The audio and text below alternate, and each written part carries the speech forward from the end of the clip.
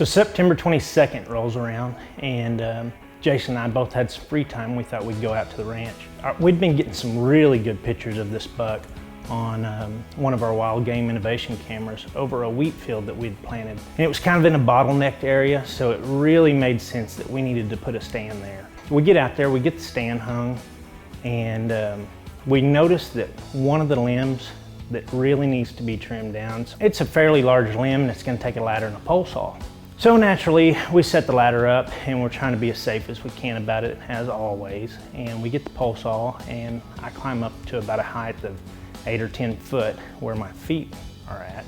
And so I start to saw back up, cut the limb. The limb hits the ground and bounces and hits the bottom rung of the ladder. What happens next is something I'll never forget. When the limb fell and hit Joe's ladder, it was like everything was in slow motion at that point.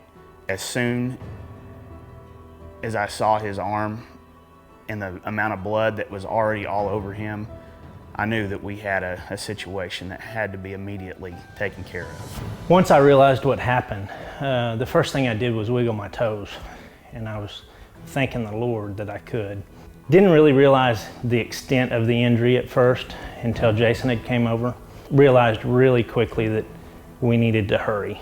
I literally did not let off the gas the entire time. We ran through I don't know how many gates, and every time I hit a bump, Joe would lose a substantial amount of blood. We were 8 miles from the nearest blacktop road and about 30 miles from the nearest hospital. It took a lot of faith on my part to believe that Joe was gonna pull through this. You know, the devil really started trying to work on me because the truck started running out of gas, and I knew that if I did not get him to an asphalt road to meet that ambulance, there was a chance that I was gonna sit there and watch my friend die in that truck.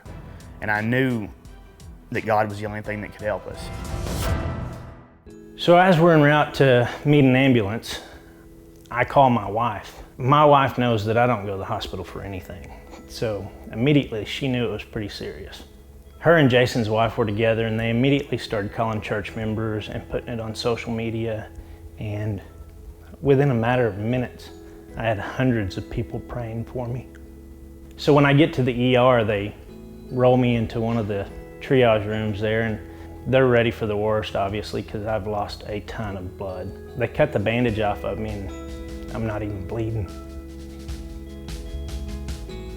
I believe in the power of prayer.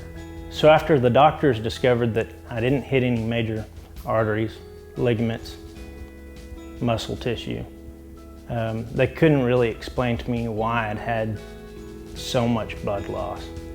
I believe I'm a living testament of the power of prayer.